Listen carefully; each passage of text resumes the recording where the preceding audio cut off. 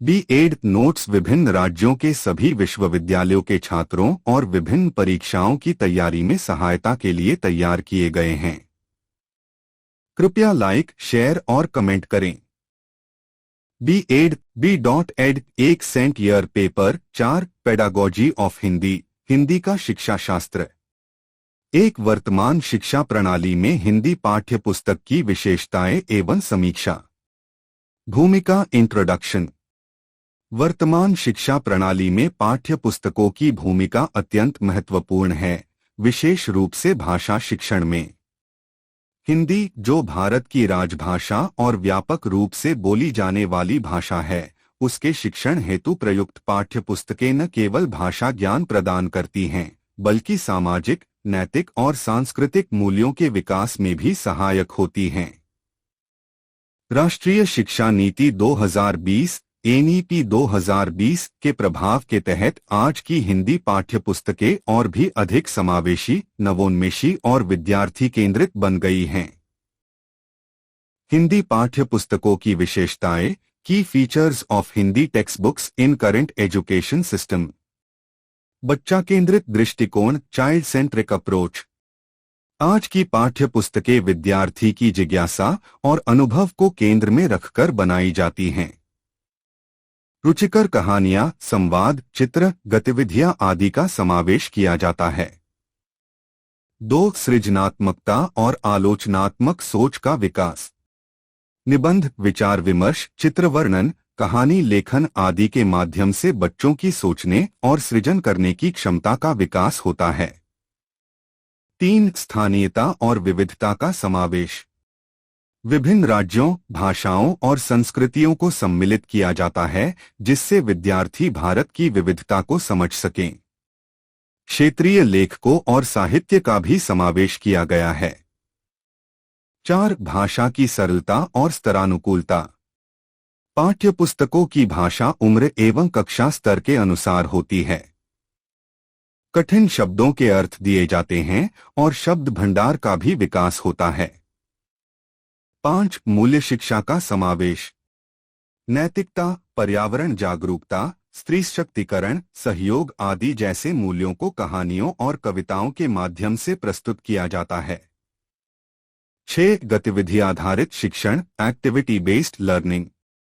प्रश्नोत्तर, समूह चर्चा, रोल प्ले, चित्रांकन, पोस्टर बनाना, प्रोजेक्ट वर्क आदि गतिविधियों को शामिल किया जाता है। हिंदी पाठ्य पुस्तकों की विशेषताएं, की features of Hindi text books in current education system. बच्चा केंद्रित दृष्टिकोण, चाइल्ड सेंट्रिक अप्रोच। आज की पाठ्य पुस्तकें विद्यार्थी की जिज्ञासा और अनुभव को केंद्र में रखकर बनाई जाती हैं। रुचिकर कहानियां, संवाद, चित्र, गतिविधियां आदि का समावेश किया जाता है। सुधार की संभावनाएं, सजेशंस फॉर इम्प्रूवमेंट। स्थानीय भाषाई विविधता का और अधिक समावेश। ऑनलाइन संसाधनों को और अधिक इंटरैक्टिव और सुलभ बनाना। विशेष बच्चों के लिए ब्रेल, ऑडियो बुक्स और सरल भाषा संस्करण। शिक्षकों के लिए प्रशिक्षण और गाइडबुक का बेहतर विकास। विद्यार्थियों की प्रतिक्रिया के आधार पर समय समय पर पाठ्य पुस्तकों का पुनरीक्षण। निष्कर्ष, कंक्लूजन। वर्तमान शिक्षा प्रणाली में हिंदी पाठ्य पुस्तकें केवल भाषा शिक्षण का माध्यम नहीं रहीं, बल्कि वे विद्यार्थियों के सर्वांगीण विकास में सहायक बन चुकी हैं। इनकी सामग्री शैक्षणिक, सामाजिक और नैतिक दृष्टि से समृद्ध है। हालांकि कुछ क्षेत्रों में सुधार की आवश्यकता है, लेकिन समग्र रूप से ये पाठ्य पुस्तकें आज के समय की मांगों को पूरा करने की दिशा में अग्रसर हैं। सुधार 2. 21वीं सदी में हिंदी की वर्तमान स्थिति। 1. सामाजिक स्थिति। लोकप्रियता में वृद्धि। हिंदी भारत की सबसे अधिक बोली जाने वाली भाषा है। 2021 की जनगणना के अनुसार लगभग 44% भारतीय हिंदी को अपनी मातृभाषा या प्रथम भाषा के रूप में बोलते हैं। शहरीकरण और हिंदी। शहरी क्षेत्रों में हिंदी एक संपर्क भाषा, लिंगुआ फ्रैंका बन गई है, खासकर उन राज्यों में जहां हिंदी मातृभाषा नहीं है, जैसे महाराष्ट्र, गुजरात, बंगाल आदि। दो, शैक्षिक स्थिति। विद्यालयों में पढ़ाई। भारत में अधिकांश केंद्रीय और राज्य बोर्ड सीबीएसई, आईसीएसई आदि में हिंदी एक अनिवार्य विषय है, खासकर प्राथमिक और माध्यमिक स्तर पर। विश्वविद्यालय स्तर पर हिंदी। कई विश्वविद्यालयों में हिंदी साहित्य और भाषा पर स्नातक, परास्नातक और शोध स्तर की पढ़ाई होती है। यूजीसी द्वारा हिंदी को बढ़ावा देने के लिए अनुदान और शोध प्रोत्साहन मिलते हैं। एनईपी 2020 के बाद नई शिक्षा नीति एनईपी 2020 के अंतर्गत मातृभाषा में शिक्षा पर जोर दिया गया है, जिससे हिंदी माध्यम को बढ़ावा मिल सकता है। 2, इंटरनेट और सोशल मीडिया पर हिंदी का प्रसार। हिंदी में ब्लॉगिंग, यूट्यूब, इंस्टाग्राम रील्स आदि प्लेटफॉर्म पर कंटेंट की भारी मात्रा में वृद्धि हुई है। सोशल मीडिया पर हिंदी भाषा में समाचार, कविताएं, व्यंग्य और ज्ञानवर्धक सामग्री खूब साझा की जाती है। गूगल, माइक्रोसॉफ्ट और एआई में हिंदी समर्थन। गूगल ट्रांसलेट, चैटजीपीटी और अन्य प्लेटफॉर्म हिंदी में संवाद करने में सक्षम हैं। हिंदी वॉइस असिस्टेंट्स और टाइपिंग टूल्स अब आम हो चुके हैं। 4, हिंदी पत्रकारिता और media. Print media, Dainik Jagran, Navbharat times, Amar Ujala, Rajasthan Patrika आदि हिंदी समाचार पत्रों की करोड़ों प्रतियां हर दिन प्रकाशित होती हैं। टीवी और रेडियो। हिंदी टीवी चैनल जैसे आज तक, जी न्यूज, एनडीटीवी इंडिया और रेडियो चैनल बड़े पैमाने पर हिंदी में प्रसारण करते हैं। Online media. हिंदी समाचार पोर्टल्स जैसे लाइव हिंदुस्तान, न्यूज 18 हिंदी तेजी से लोकप्रिय हो रहे हैं। इंटरनेट और सोशल मीडिया पर हिंदी का प्रसार। हिंदी में ब्लॉगिंग, यूट्यूब, इंस्टाग्राम रील्स आदि प्लेटफॉर्म पर कंटेंट की भारी मात्रा में वृद्धि हुई है। सोशल मीडिया पर हिंदी भाषा में समाचार, कविताएं, व्यंग्य और ज्ञानवर्धक सामग्री खूब साझा की जाती है। गूगल, माइक्रोसॉफ्ट और एआई में हिंदी समर्थन। गूगल ट्रांसलेट, चैटजीपीटी और अन्य प्लेटफॉर्म हिंदी में संवाद करने में सक्षम हैं। हिंदी वॉइस असिस्टेंट्स और टाइपिंग टूल्स अब आम हो चुके हैं। 4, हिंदी पत्रकारिता और media. Print media, Dainik Jagran, Navbharat times, Amar Ujala, Rajasthan Patrika आदि हिंदी समाचार पत्रों की करोड़ों प्रतियां हर दिन प्रकाशित होती हैं। टीवी और रेडियो। हिंदी टीवी चैनल जैसे आज तक, जी न्यूज, एनडीटीवी इंडिया और रेडियो चैनल बड़े पैमाने पर हिंदी में प्रसारण करते हैं। Online media. हिंदी समाचार पोर्टल्स जैसे लाइव हिंदुस्तान, न्यूज 18 हिंदी तेजी से लोकप्रिय हो रहे हैं। 5, राजनीतिक और प्रशासनिक स्थिति। राजभाषा के रूप में हिंदी। संविधान के अनुच्छेद 343 के अनुसार हिंदी भारत की राजभाषा है। संसद और सरकारी कार्यालयों में हिंदी का प्रयोग बढ़ाया गया है। राजभाषा विभाग हिंदी के प्रयोग को बढ़ाने हेतु दिशानिर्देश जारी करता है। अन्य भारतीय भाषाओं के साथ संतुलन। हालांकि कुछ राज्यों जैसे तमिलनाडु में हिंदी के विरुद्ध आंदोलन भी होते रहे हैं, फिर भी राष्ट्रीय स्तर पर इसका महत्व बना हुआ है। 6, वैश्विक स्थिति। अन्य देशों में Hindi. Fiji, Mauritius, Suriname, Trinidad and Tobago जैसे देशों में हिंदी बोलने वाले समुदाय हैं। यूएसए, यूके, कनाडा, ऑस्ट्रेलिया जैसे देशों में बसे प्रवासी भारतीयों के कारण हिंदी का प्रचार प्रसार हो रहा है। विश्वविद्यालयों में हिंदी। विश्व के कई विश्वविद्यालयों जैसे हार्वर्ड, ऑक्सफोर्ड में हिंदी भाषा और साहित्य पढ़ाया जाता है। यूएन में स्थान। हिंदी को संयुक्त राष्ट्र की आधिकारिक भाषा बनाने की मांग समय समय पर उठती रही है, लेकिन अभी तक स्वीकृति नहीं मिली है। 5, राजनीतिक और प्रशासनिक स्थिति। राजभाषा के रूप में हिंदी। निष्कर्ष।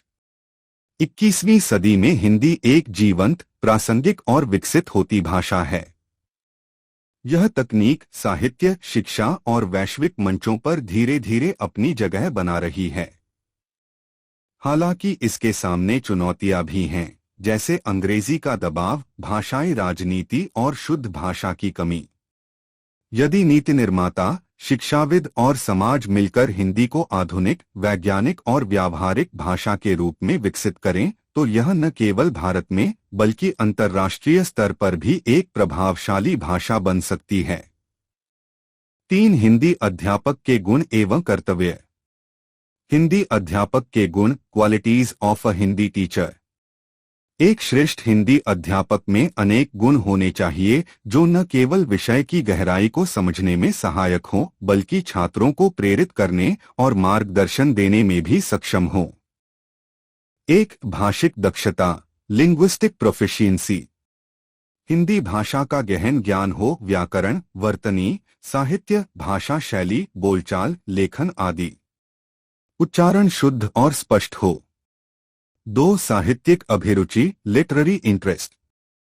हिंदी साहित्य के विभिन्न युगों, काव्य शैलियों, प्रमुख रचनाकारों और रचनाओं की जानकारी हो। पढ़ाने के साथ साथ खुद भी साहित्य का अध्ययन और सृजन करने की रुचि रखे। 3. शिक्षण कौशल, टीचिंग स्किल्स। विषय को सरल और रोचक ढंग से समझाने की कला। आधुनिक शिक्षण विधियों, smart class, project based learning आदि का प्रयोग। छात्रों की क्षमता के अनुसार शिक्षण करना। 4. धैर्य और सहानुभूति, पेशेंस एंड एम्पैथी।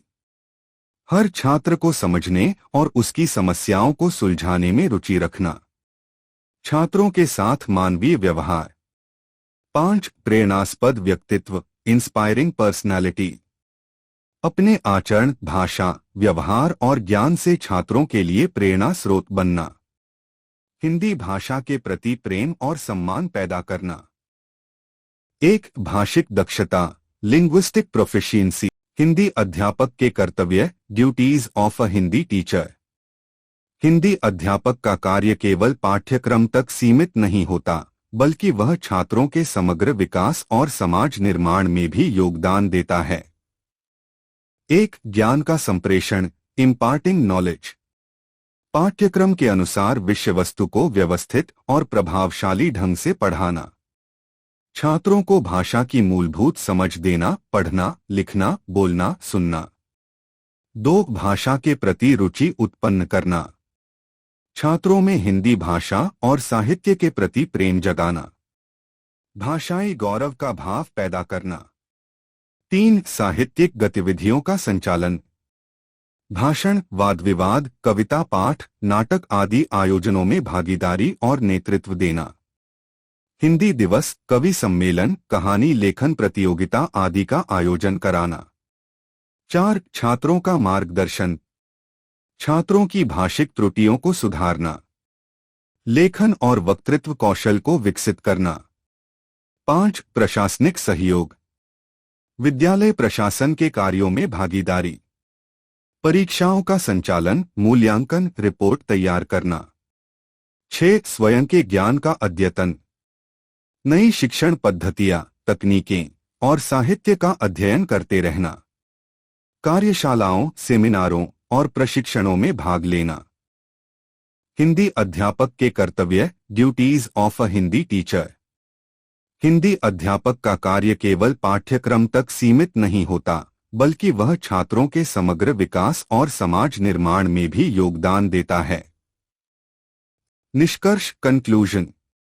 एक हिंदी अध्यापक सिर्फ एक विषय विशेषज्ञ नहीं होता, वह संस्कार, संस्कृति और समाज का निर्माता होता है। उसके गुणों में जहां ज्ञान, भाषा और शिक्षण क्षमता शामिल होती है, वहीं उसके कर्तव्यों में शिक्षा, मार्गदर्शन और प्रेरणा देना प्रमुख होता है। 4. हिंदी में मूल्यांकन, अर्थ, स्वरूप, विभिन्न विधाओं का मूल्यांकन एवं संशोधन। 1. मूल्यांकन का अर्थ, मीनिंग ऑफ इवैल्यूएशन। मूल्यांकन का सामान्य अर्थ है सीखने सिखाने की प्रक्रिया के दौरान या बाद में यह जानना कि विद्यार्थी ने क्या, कितना और कैसे सीखा। परिभाषा।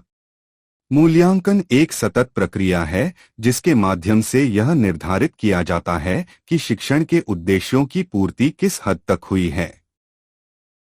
हिंदी शिक्षण में मूल्यांकन का उद्देश्य भाषा के विभिन्न कौशलों श्रवण, वाचन, लेखन, भाषण की प्रगति का आकलन। छात्रों की कठिनाइयों की पहचान और समाधान। शिक्षण पद्धति की प्रभावशीलता को जांचना। पाठ्यक्रम और अध्यापक के कार्य का मूल्यांकन।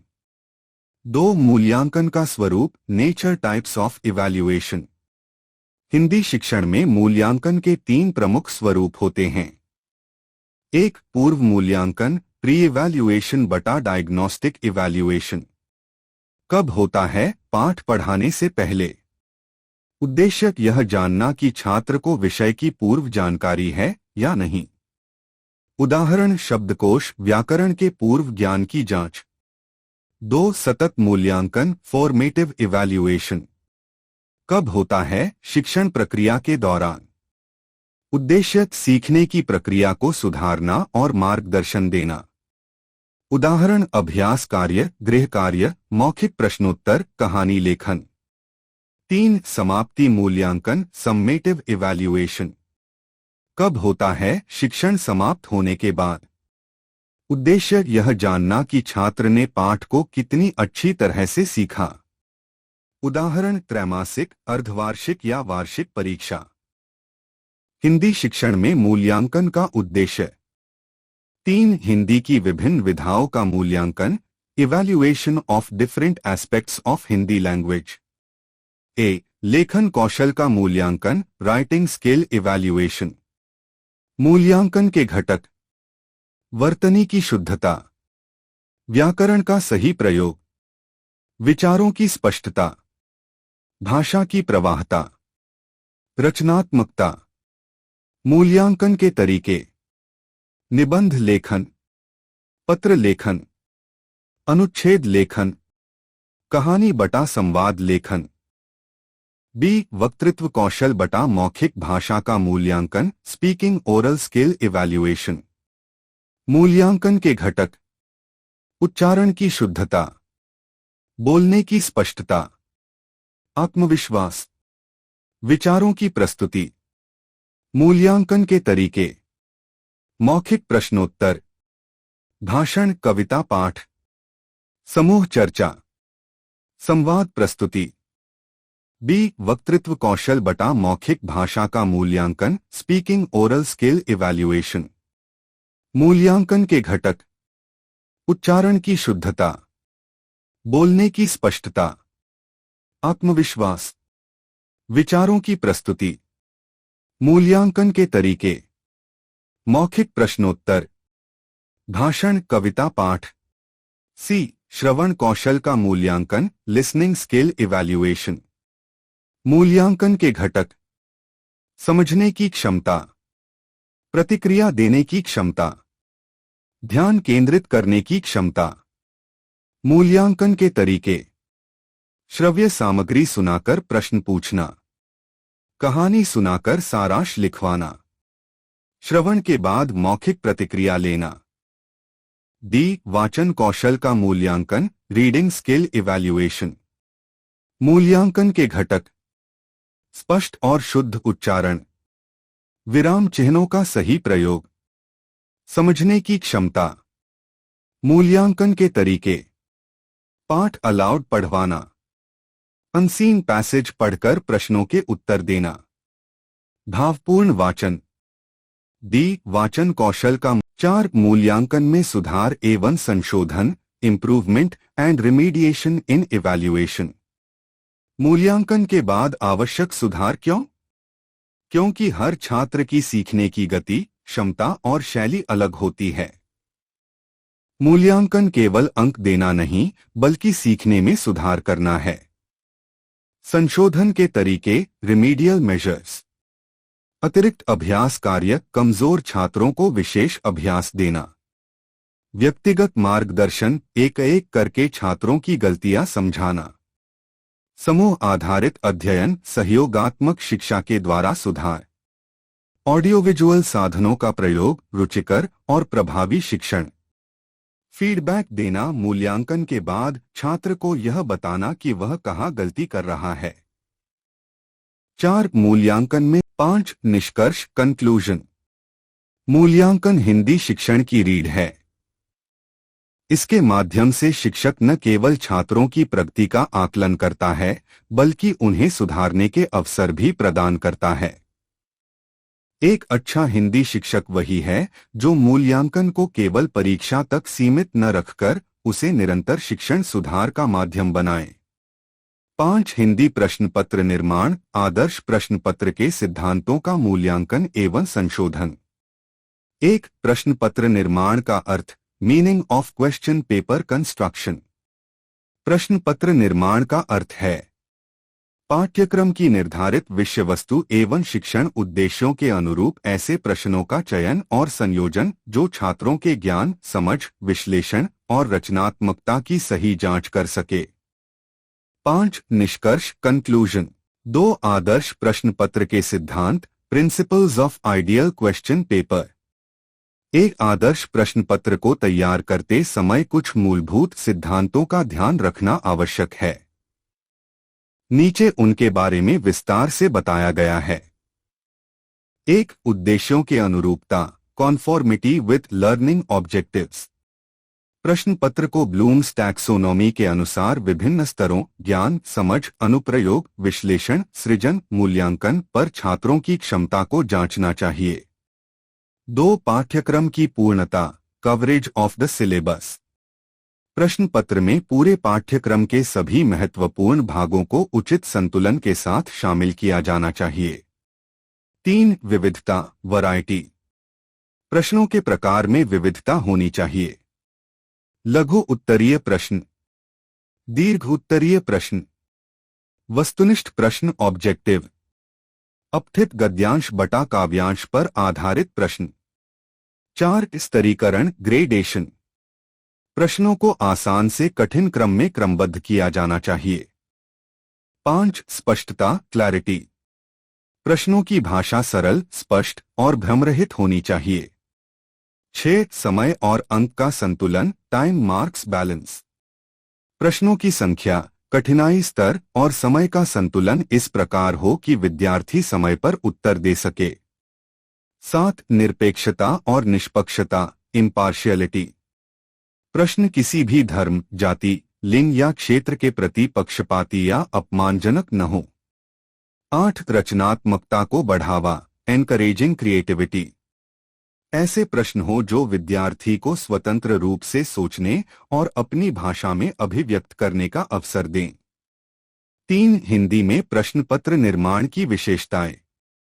हिंदी एक भाषा और साहित्य विषय है, इसलिए प्रश्न पत्र में निम्नलिखित भाग हो सकते हैं। 5. प्रश्न पत्र में संशोधन, करेक्शन बटा मॉडिफिकेशन इन क्वेश्चन पेपर। प्रश्न पत्र तैयार करने के बाद उसमें यदि त्रुटियां, असंतुलन या अस्पष्टता पाई जाती है तो उसे संशोधित करना आवश्यक होता है। संशोधन के चरण। 1. प्रश्नों की भाषा की जांच, अस्पष्ट या जटिल भाषा को सरल करना। 2. विषय वस्तु की पुनरावलोकन, यह सुनिश्चित करना कि कोई महत्वपूर्ण विषय छूटा तो नहीं। 3. अंक और समय का संतुलन, क्या कुल अंक और समय में सामंजस्य है। 4. पुनरावृत्ति से बचाव, एक ही प्रकार के प्रश्न या एक ही लेखक कविता से बार बार प्रश्न न हो। 5. टाइपो और तथ्यात्मक त्रुटियों का सुधार, उदाहरण वर्तनी की गलतियां, लेखक का गलत नाम, पंक्ति का गलत संदर्भ आदि। 6. सहकर्मी समीक्षा, पीयर रिव्यू, प्रश्न पत्र को किसी अन्य अनुभवी शिक्षक से जांचवाना। 6. निष्कर्ष, कंक्लूजन। प्रश्न पत्र केवल एक मूल्यांकन उपकरण नहीं है, बल्कि यह छात्रों के सोचने, समझने और अभिव्यक्त करने की क्षमता को मापने का माध्यम है। एक आदर्श प्रश्न पत्र संतुलित, उद्देश्यपरक, निष्पक्ष और प्रेरणादायक होना चाहिए। अतः हिंदी में प्रश्न पत्र निर्माण के दौरान सिद्धांतों का पालन करें, मूल्यांकन द्वारा उसकी गुणवत्ता जांचें, आवश्यकतानुसार संशोधन करें। 6. भाषा शिक्षण में हिंदी पुस्तकालय की उपयोगिता एवं व्यवस्था। 1. प्रस्तावना, इंट्रोडक्शन। भाषा सीखने का मूल आधार है अधिक से अधिक सुनना, पढ़ना, लिखना और बोलना। इन चारों कौशलों के विकास में हिंदी पुस्तकालय लाइब्रेरी एक सशक्त माध्यम है। हिंदी पुस्तकालय न केवल छात्रों में पठन रुचि को बढ़ाता है, बल्कि उन्हें अच्छे साहित्य से जोड़कर सृजनात्मक और आलोचनात्मक सोच के लिए प्रेरित करता है। 2. भाषा शिक्षण में हिंदी पुस्तकालय की उपयोगिता, utility of Hindi library in language teaching. भाषिक कौशलों का विकास। पुस्तकालय में पढ़ने से छात्रों के शब्द भंडार, वोकैब्युलरी, वाक्य संरचना, वर्तनी और भाषा प्रवाह में सुधार होता है। 2. स्वतंत्र अध्ययन की प्रवृत्ति। छात्र अपनी रुचि के अनुसार पुस्तकें पढ़ते हैं, जिससे स्वाध्ययन सेल्फ स्टडी की आदत बनती है। 3. साहित्यिक अभिरुचि का विकास। कहानी, कविता, नाटक, जीवनी आदि पढ़कर छात्रों में साहित्य के प्रति प्रेम और रुचि उत्पन्न होती है। 4. रचनात्मक लेखन में सहायता। पुस्तकालय का अध्ययन छात्र को निबंध, कहानी, पत्र लेखन आदि में सृजनात्मक बनाने में मदद करता है। 5. सुनने और बोलने की क्षमता का विकास।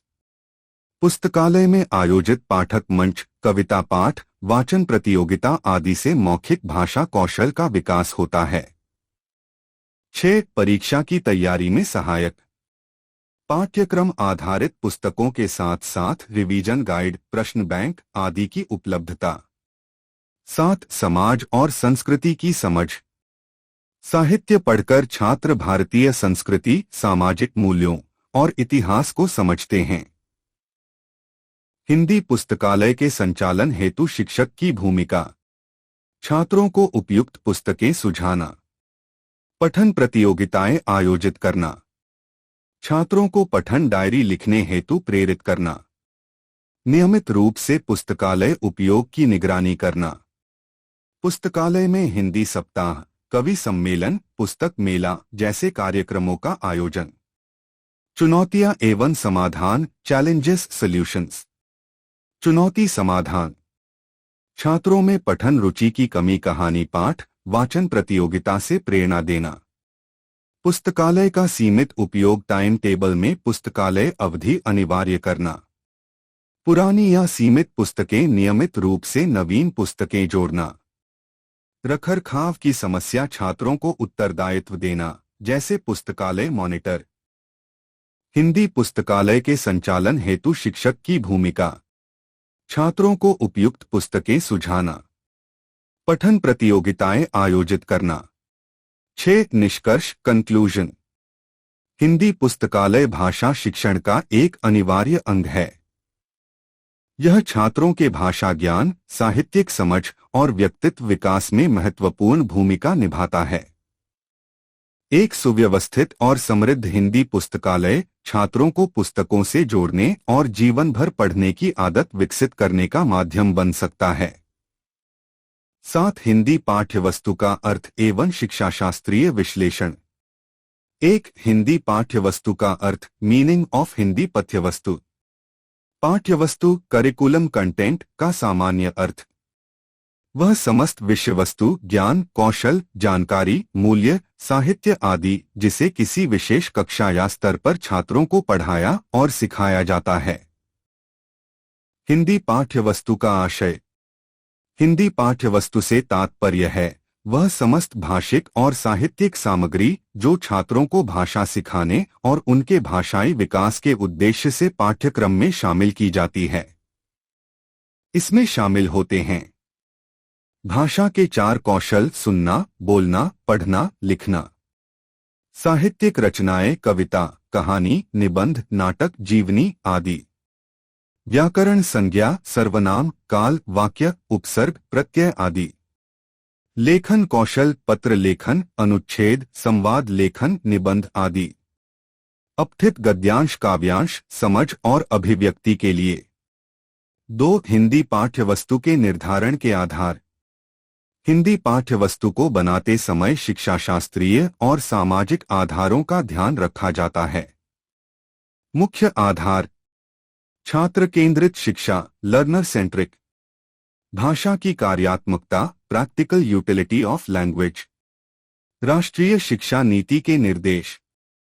समग्र विकास, व्यक्तित्व, सोच, भावनात्मक विकास, सांस्कृतिक मूल्यों और साहित्यिक चेतना का विकास, कक्षा के स्तर और उम्र के अनुसार सरलता से जटिलता की ओर।